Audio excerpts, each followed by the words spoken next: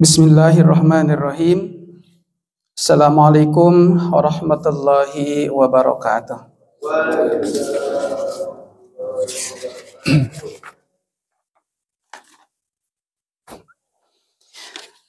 Alhamdulillahilladzi hadana li hadza wa ma kunna linahtadiya laula an hadanallah.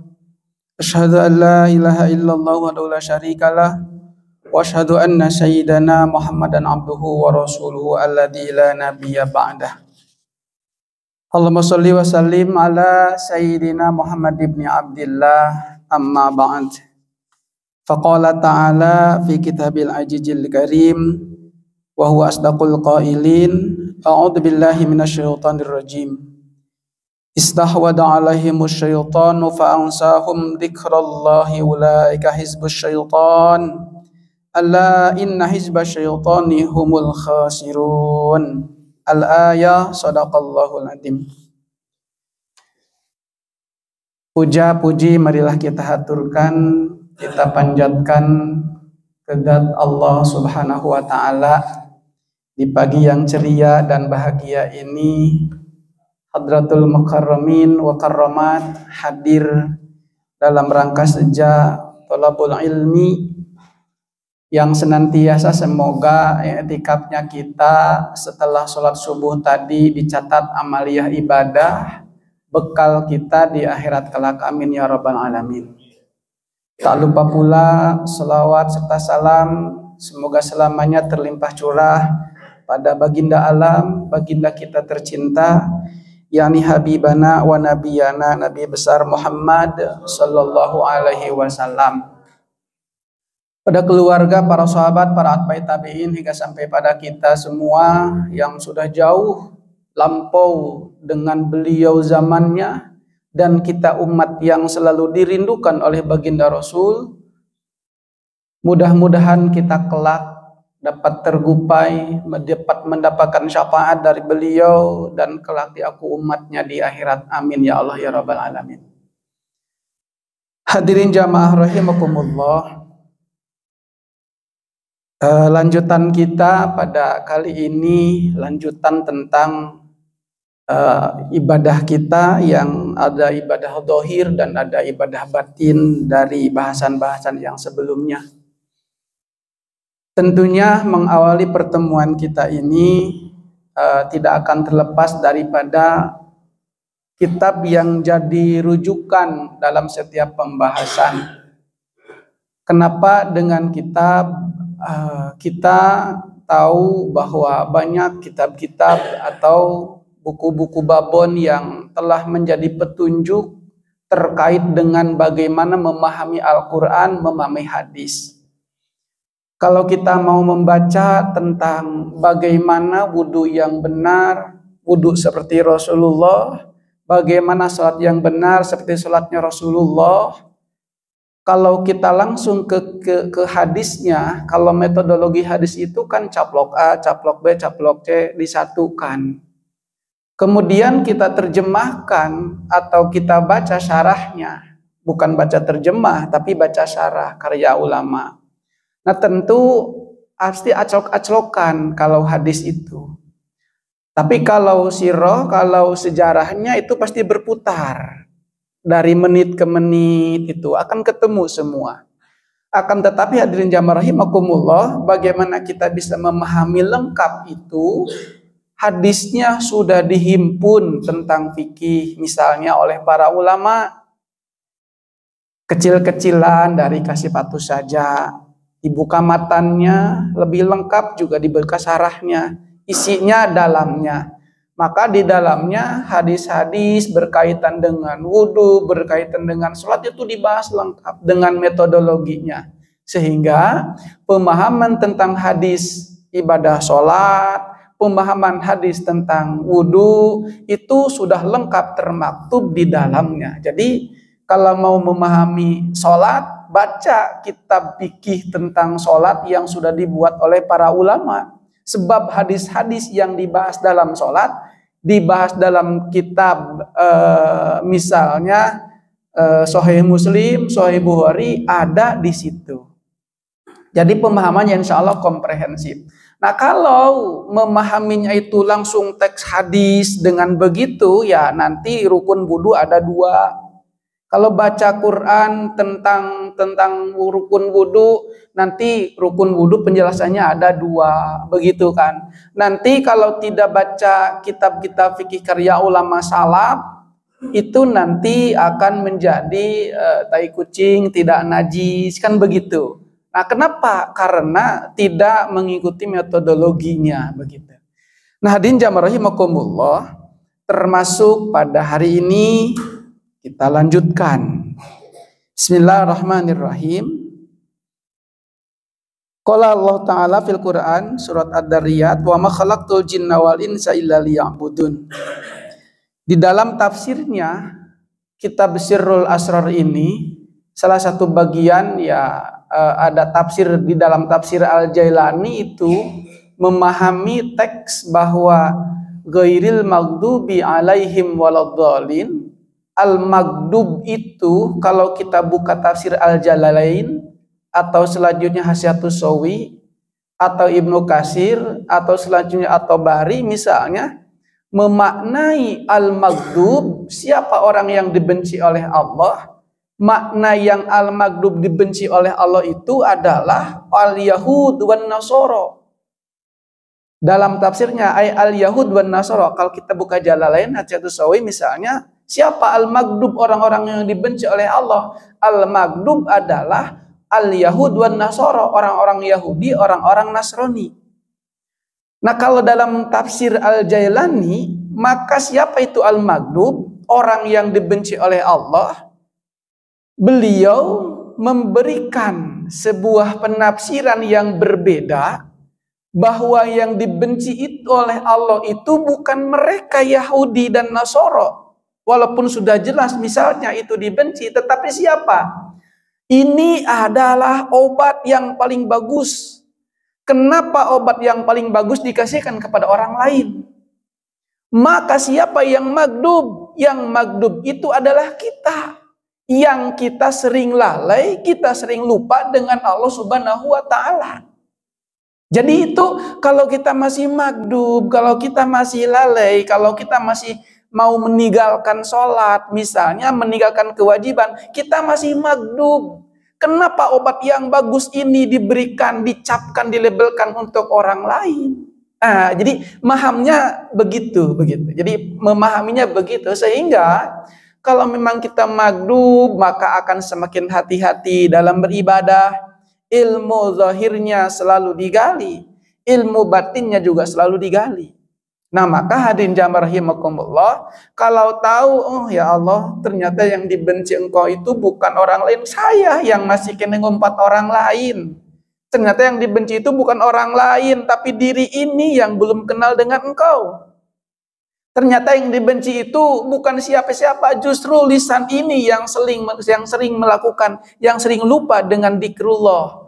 Nah, jadi kalau maghdubnya adalah diri kita, maka kita semakin lemah, semakin kecil, semakin tipis, dan muncullah haibah dahsyat untuk muncul ibadah, mau melakukan amal ibadah pada Allah Subhanahu wa Ta'ala.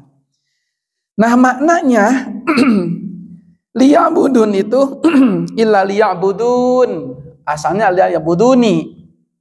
Nah, maknanya adalah liya'rifuni. Tidak semata-mata kami menciptakan jin dan manusia, karena kan dua makhluk inilah yang terkhitab dengan khitabus syar'i, yang pimpinannya adalah baginda Rasulullah Muhammad sallallahu alaihi wasallam. Muhammadun sayyidul kaunain. Muhammad itu adalah pemimpin dua makhluk, sayyidul kaunain, jin dan manusia. Terkhitab dengan khitab untuk beribadah ini. Nah, makna liya'budun liya'rifuni. Tidak semata-mata kami ciptakan jin dan manusia adalah semata-mata hanya untuk mengenalku, makrifat kepadaku. Faman lam ya'rifhu kaifa ya'buduhu. Lalu bagaimana kalau tidak kenal kemudian kita beribadah dan menyembahnya. Salat itu adalah lillahi ta'ala, untuk Allah. Sebuah amaliyah ibadah yang statusnya, fikihnya berarti, yang statusnya amaliyah ibadah salat itu statusnya sudah sah. Setelah sah, itu dipersembahkan untuk Allah, makbulnya, maka ihsannya, maka perlakuan batinnya. Jadi dohirnya sholat kita sah, sudah bagus, lalu dipersembahkan untuk Allah. Nah, kita mempersembahkan sholat untuk Allah, sementara Allahnya tidak kita kenal. Kita ingin memberikan bingkisan pada akhir bulan Ramadan, lebaran badai silaturahmi ke keluarga, membuat banyak bingkisan, jang si A, jang si B, jang si C, jelas alamatnya, jelas yang ditujunya, jelas yang akan dipersembahkannya. Sementara kita sholat, kita ibadah, ingin dipersembahkan untuk Allah, lalu kita dengan Allahnya tidak kenal siapa Allah itu. Nah, maka bahasan yang dalam kitab ini, bagaimana kita bisa mengenal Allah itu, sehingga yang kita persembahkan jelas alamatnya, jelas tujuannya. Jangan sampai yang kita persembahkan tidak sampai kepada tujuannya. Begitu juga kan paket, Shopee paket, ada paket apa macam-macam ya, ada alamatnya, ada tujuannya, paket itu akan nyampe. Begitu juga amaliyah ibadah kita akan sampai pada hadrat Allah Subhanahu wa Ta'ala kalau sudah jelas tujuannya. Nah, liya'rifuni faman lam ya'rifu kaifa ya'buduh. Jadi kalau kita tidak mengenal pada Allah, bagaimana kita bisa menyembahnya? Yang kita sembah, kenal dulu dengan Dia, baru kita menyebutnya. Kenal dulu dengan Dia, baru kita melakukan sesuatu untuknya. Nah, kalau kita kenal dengan presiden minta sesuatu kepada kita, kita kenal dengan presiden kan, tentu orang-orang yang sekelilingnya yang kenal dengan dia bisa pulang anting masuk dalam rumah dia. Jauh teuing dengan presiden mah, kita langsung aja misalkan belajar, langsung aja kita bisa mengenal Allah. Yang punya presiden itu lebih dahsyat. Nah, maka hadirin jamaah rahimakumullah, faman lam ya'rifhu kaifa ya'buduh. Fal ma'rifatu innama tahsulu bikasbi hijabin nafsi. Bahwa mengenal Allah itu pasti akan berhasil dengan terbukanya hijab-hijab nafsu. An mir'atil qalbi bitasfiyatiha. Dari kaca-kaca kolbu, dari gambaran-gambaran kolbu dengan membersihkannya. Maka hadirin jamaah rahimakumullah, kolbu ini bagian daripada yang batin itu tadi. Kalau hati ini ada di sini, kelihatan jantung yang sok sering digambarkan dengan lope itu adalah itu hati jantung. Itu kelihatan. Bukan kolbu itu, bukan yang ini, bukan yang terlihat ini kolbu itu. Kolbu itu dimensinya abstrak. Kalau kita buka Ihya Ulumuddin, ada 4 dimensi yang abstrak, yang sifatnya batin itu. Ada kolbu, ada ruh, ada nafsu. Itu diantaranya. Itu maka kolbu yang dimaksud di sini harus dibersihkan dari kaca yang bisa dipakai untuk bisa bercermin. Cermin-cermin kolbu itu harus dibersihkan. Nah, maka hadirin jamaah rahimakumullah, bagaimana kita bisa mengenal Allah dalam kitab ini? Salah satunya bikasbi hijabin nafsi, dengan terbukanya penghalang-penghalang nafsu, penghalang-penghalang diri, an mir'atil qalbi bitasfiyatiha, dari cermin kolbu untuk bisa dibersihkannya. Membersihkan kolbu, hadirin jamaah rahimakumullah, itu adalah perbuatan yang sangat susah. Bahwa likulli da'in dawaun, setiap penyakit ada obatnya. Dan obat dosa itu ya taubat, obat dosa itu ya zikir. Maka hadirin jamaah rahimakumullah, bagaimana kita bisa mengenal Allah? Salah satunya adalah membersihkan kolbu kita. Membersihkan kolbu perbuatan yang sulit. Kolbu kadang bersih, lama-lama kotor lagi, seperti itu. Oleh karena pekerjaan membersihkan kolbu adalah pekerjaan yang sulit, beda dengan membersihkan kotoran yang ada di WC, yang ada di teras, yang ada di rumah, itu bisa dibersihkan dengan mudah. Tapi membersihkan hijab-hijab dosa-dosa yang menghalangi di dalam kolbu, itu adalah perbuatan yang sulit. Karena perbuatan yang sulit, maka harus orang yang profesional, orang yang ahlinya. Begitu juga kalau kita punya penyakit jantung, maka kita datang ke dokter jantung. Kita punya penyakit mata, matanya sebelah kanan, kanannya bagian kornea, maka datang ke bagian mata ahli kornea, dokter spesialis. Untuk apa? Karena itu tidak bisa ditangani oleh orang-orang dokter biasa. Harus orang yang spesialis. Maka hadirin jamaah rahimakumullah, tentu untuk membersihkan kolbu pun itu harus ada pembimbingnya, harus ada buku rujukan yang dibacanya, kitab-kitab yang dibacanya, sehingga dengan itu, metodologi kitab itu, kita mampu membersihkan kolbu kita yang kotor ini. Melihat Allah bukan dengan basor mata ini, bukan. Tapi melihat Allah adalah dengan basiroh mata hati. Makanya kalau dulu di Darut Tauhid sering lagunya nasid-nasid itu kan tentang bening hati, kan manajemen kolbu, itu sering dulu waktu SSG itu seperti itu salah satu bagian daripada membersihkan kolbu untuk bisa mengenal Allah Subhanahu wa taala. Jadi mengenal Allah Subhanahu wa taala menghilangkan penghalang-penghalang an mi'atil kolbi dari cermin kolbu bitas piatiha dengan membersihkannya.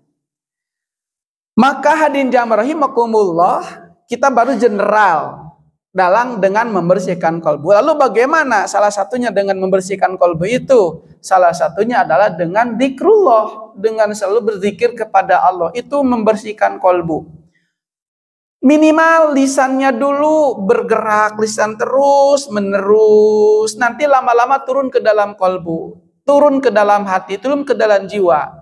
Kalau baca Quran baru 1 tamatan sebulan, 1 khotam sebulan, belum terasa 2 bulan tamat, 3 bulan, 3 bulan, 4 bulan, terus setiap bulan tamat, atau 1 bulan 1 kali tamat, nanti akan terasa dari lisan itu akan menuntun turun ke dalam kolbu. Nanti kalau sudah terbiasa baca Quran misalnya itu sudah tamat sebulan 1 kali atau sebulan 2 kali terus rutin. Nanti setiap gerak langkah oh iya ya, yang dilakukan ini ayatnya ini. Terus berjalan lagi. Oh iya ya, yang dilakukan ini ayatnya ini. Nanti Quran akan menjadi pedoman di dalam kehidupan, dengan secara tidak sadar akan menjadi demikian seperti itu. Apalagi kalau Qur'annya sudah di dalam jiwanya, hafal Qur'an begitu. Kalau kita resepkan, kalau kita dengar Al-Mukarram Ustadz Hadi Hidayat, surat anu ayat anu, jadi semuanya ada Qur'annya. Jadi Qur'an itu nanti menjadi pedoman itu dengan sendirinya, karena Qur'annya kan selalu dibaca. Ketika Qur'an selalu dibaca, artinya selalu diterapkan ke dalam jiwanya. Terdengar, terucapkan dengan lisan, itu akan menjadi obat. Semua sendi-sendi dalam tubuh ini akan terisi dengan bacaan-bacaan Al-Quran itu. Wajilat qulubuhum, kan itu kenapa bisa sampai merinding begitu kulitnya? Kemudian bertambah imannya. Kalau minimal dibaca dulu. Nah, minimal dibaca dulu. Nah kalau nggak dibaca itu nggak akan ada energi terhadap diri. Kalau nggak pernah dawam baca Qurannya, nggak pernah menjadi energi dalam diri, dalam tubuh, dalam darah mengalir, dalam napas mengalir, jiwa-jiwa Al-Quran itu. Karena memang di situ kenapa bisa demikian sih? Karena memang Quran itu adalah mukjizat, begitu secara tidak terasa akan menuntun lisannya, menuntun matanya, menuntun tangannya. Mohon maaf, saya punya teman kan gitu, punya teman yang sampai hari ini juga terus istiqomah dengan baca Quran 1 bulan itu dua kali tamatan.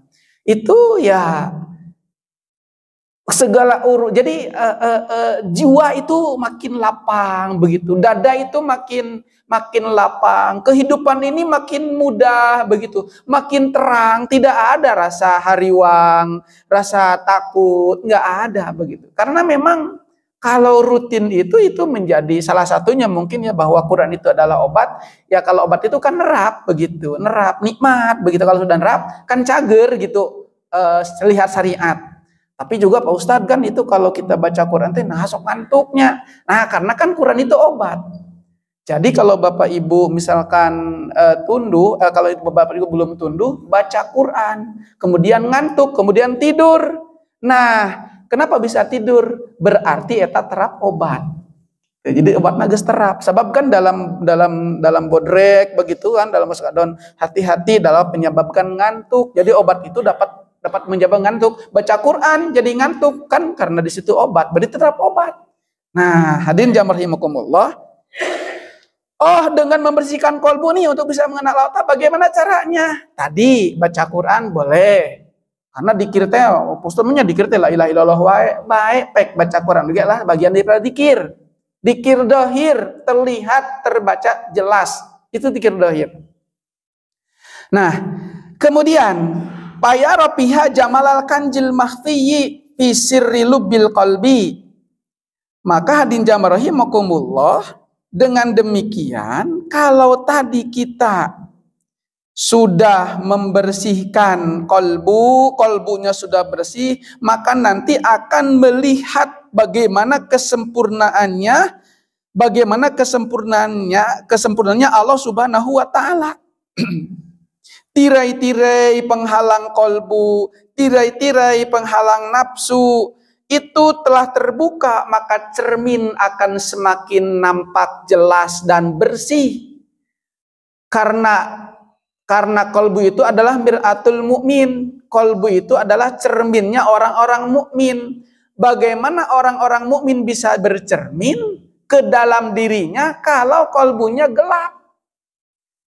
Cermin itu kalau tetes ada noda atau tetes banyak dosa, nuktoh dosa, titik 1, titik 2, itu ditobatan, bersihan, titik noda 3, titik noda 4. Semakin lama cermin tidak mampu lagi memberikan cahaya dan dipakai bercermin. Kenapa? Karena cerminnya kotor. Kolbu pun sama. Bagaimana kolbu ini bisa mengatur gerak tangan, gerak kaki, gerak lisan, gerak tubuh yang baik kalau kalau cerminnya tidak baik. Itu begitu maksudnya.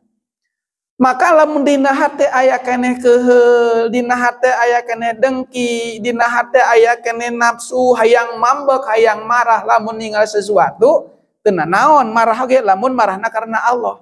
Tetapi itu tidak pernah dibersihkan, maka otomatis kalau kolbu itu yang akan menjadi sumber terhadap gerakan tangan, gerakan tubuh, gerakan mata, maka kalau kolbunya kotor, gerak tangannya daek paling, gerak kakinya melangkahkan pada maksiat, gerak mulutnya melangkahkan kepada mulut yang suka berbicara sakali nyomong nyelekit ka batur teh. Aya nu kitu kan? Salaki ngomong penyelekit, kabar sih ngomong mah, tapi sekalian ngomong pikan nyerian batur, aya nu kitu. Oke, so aya nu kitu eta. Bisa jadi bahwa itu adalah cerminan kolbu. Maka hati-hati di medsos, membuat status, upload itu adalah cerminan kolbu. Jadi apa yang dilangkahkan tangan, digerakkan kaki, digerakkan tangan, itu adalah cerminan jiwanya. Apa yang dia ucapkan, apa yang dia lisankan, itu adalah cerminan jiwanya, cerminan kolbunya. Ala idza fil jasad mudghah ida salat sairul amali wa ida fasadat sairul amali ala wahya al qalbu. Nah, kolbu inilah yang menggerakkan kaki, yang menggerakkan tangan. Nah, maka lamun teu bersih otomatis. Jadi lamun Bapak Ibu ningal kalakuan jalma cek Pak RW teh entong ngabuang sampah ka jalan. Aya jalma ngabuang sampah, oh hatena teu bener. Itu begitu. Cek Pak RT teh entong gerelut antara tetangga jeung tatangga. Tapi aya jalma nu gagerelut gara-gara teu pira, gara-gara lapak. Teu pira gara-gara kebersihan, tapi garelut misalnya berarti adalah cerminan kolbunya yang kotor.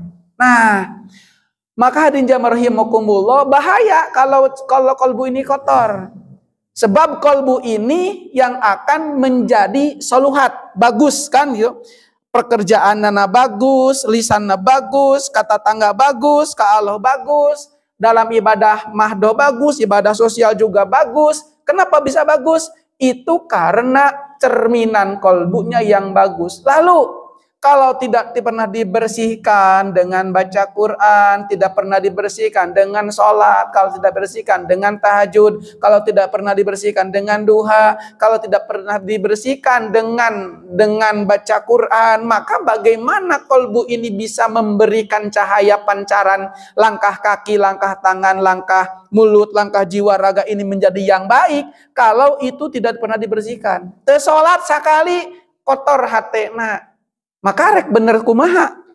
Sok aya Pak Ustad geuning eta jalma ngomongna mah halus we bener, tapi kalakuanna mah kan sok aya jalma teh sedekah bae halus we tara sih ka masjid tara salat tara ibadah. Tapi aya ka sosialna halus. Secara sosial halus. Tapi kan urang mah dohir batin sosial mahdoh goer mahdoh juga kan kudu halus. Teu disebut anu halus lamun halus kan sabelah.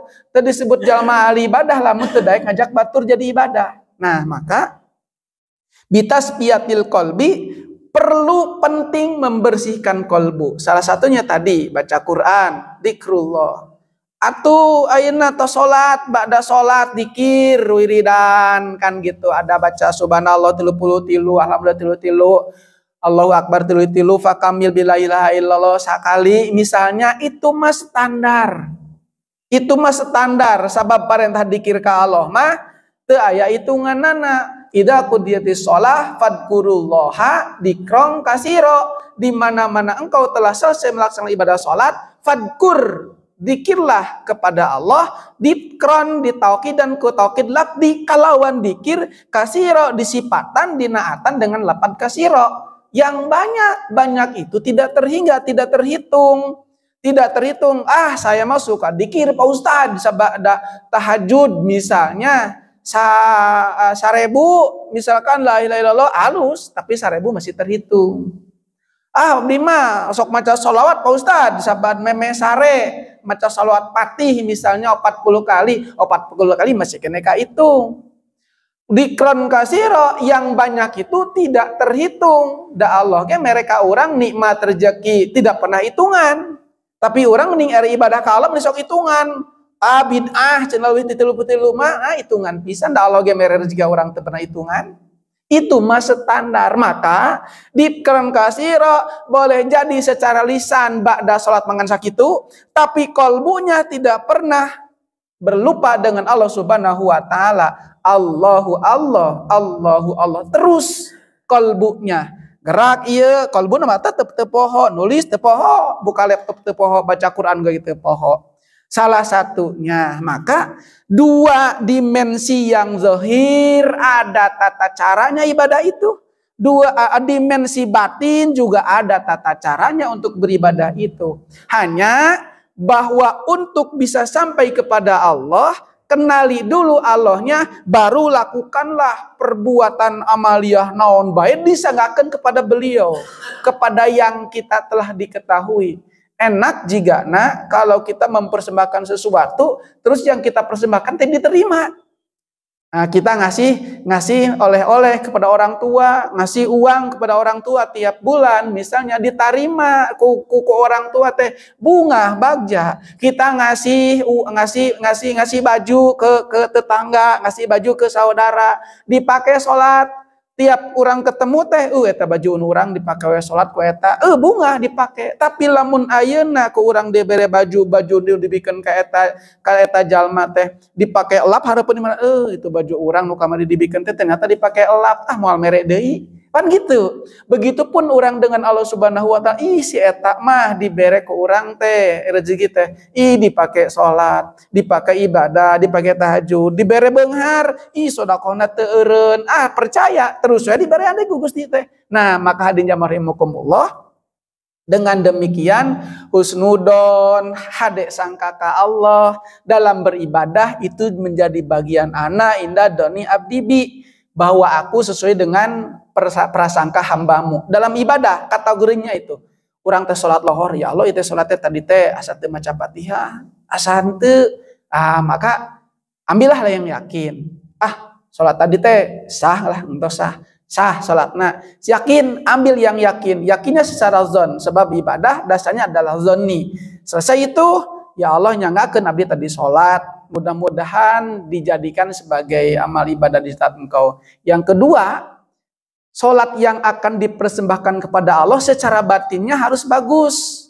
Nah, maka status fikihnya dohirnya sah dulu, baru di dalam salatnya tidak ada muatan lain dalam ibadahnya. Ya Allah, abdi salat lillah karena engkau, karena Allah, bukan oleh karena atau karena oleh, tapi karena Allah. Tuh statusnya, fikihnya, dohirnya udah bagus. Batinnya, maka tadi harus bitasfiyatil qalbi, membersihkan kolbu. Tadi batinnya itu adalah ikhlas. Ikhlas itu pekerjaan batin untuk Allah, maka menjadi buah. Salat anu bagus, sah secara fikih, diterima makbul secara ilmu tasawuf, secara batin, maka akan melahirkan akhlak tasawuf, melahirkan akhlak. Apa akhlaknya? Orang anu salat tadi mah memeh ka masjid teh ningali sendal batur aya nu alus, sendal batur nu alus ya. Nangke balik ti masjid, urang rek make sendal ieu. Beres salat, kaluar ti masjid, bahasana teh kieu. Sendal teh nya alus nama alus, tapi nu batur. Nah, gitu. Berangkat ke masjid ningali tangkal nangka aya buhan geus seungit. Aduh, nangka teh geus asak nu batur tapi geus asak. Balik ti masjid salat Jumat, ningali nangka nu tadi asak nangka teh asak nama tapi nu batur, maka terjadi. Nah, itu salatnya berbuah. Dohirnya bagus, batinnya bagus, berbuah menjadi akhlak. Nah, maka hadirin jamaah rahimakumullah, bahasan kita bagaimana kita bisa mengenal Allah tadi salah satunya adalah bikasfi hijabin nafsi an mir'atil qalbi bitasfiyatiha. Bagaimana cara mengenal Allah? Hilangkan dulu hijab-hijab itu. Pak Ustad dengkinya cek Ustad tidak ulah dengki, ulah iri, bener ulah anu, tapi kumaha carana dikrullah, dikir ka Allah sing loba. La ilaha illallah, terus hantam semua kolbu. 7 latifah dari latifah yang ada di atas, latifah kiri kanan, susu kanan, kemudian ke dalam jantung, ditimpa terus dengan dikir. Lama kelamaan, kalau dirinya dikir, setannya jauh. Kalau dirinya tidak dikir, setannya dekat. Idza dakartani syakarta. Bagaimana ketika ingat Allah? Ketika ingat Allah, maka Allahnya dekat. Bagaimana kita jauh dengan Allah? Setan yang dekat, Allah dengan jauh. Kalau kita lupa kepada Allah Subhanahu wa taala. Jadi ingat Allah, Allahnya dekat, lupa dengan Allah, Allahnya jauh, setan yang mendekat. Maka hadirin jamaah rahimakumullah, ini adalah pekerjaan yang sulit, pekerjaan yang berat.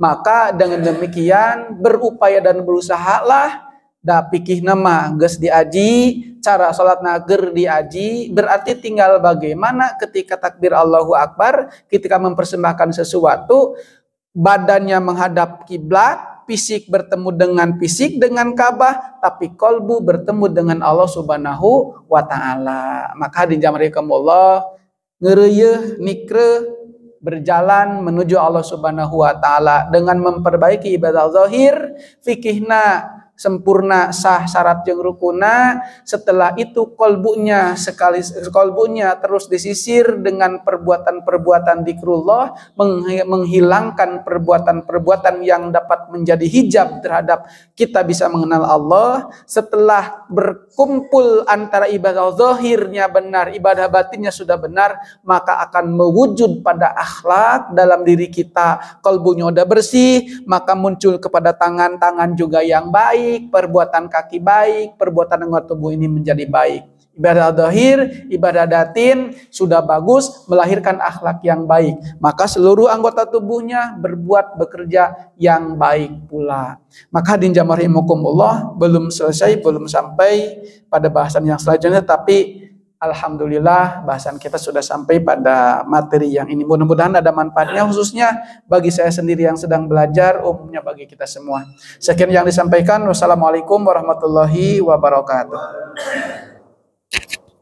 Tadi Ustaz paparannya yang luar biasa, sangat dalam, kajian berikut yang mengupas ibadah bungkusnya dan isinya. Mudah-mudahan suatu saat kita akan merasakan isinya. Kalau udah siang, kita tutup dengan doa saja. Kalau usah diminta. Allahumma salli wa sallim wa barik amin ya rabbal alamin. Alhamdulillahil alamin, hamdan na'imin hamdan syakirin, hamdan yatina wa kafi mazidah. Rabbana wa lakal hamdu kama yanbaghi li jalali wa 'azimi sultanik. Allahumma salli wa sallim ala sayyidina Muhammad wa ala ali sayyidina Muhammad. Allahumma ighfir lana dzunubana wa li walidina warhamhum kama rabbayana shighara. Allahumma rzuqna fahman nabiyyin wa hifdzal mursalin wa ilhamal malaikatil muqarrabin bi rahmatika ya arhamar rahimin. Rabbana ftah bainana wa baina qaumina bil haqqi wa anta khairul fatihin. Rabbana anjilna manjalan baraka wa anta khairul manjilin. Rabbana atina fid dunya hasanah wa fil akhirati hasanah wa qina adzabannar. Walhamdulillahirabbil alamin. Al-Fatihah.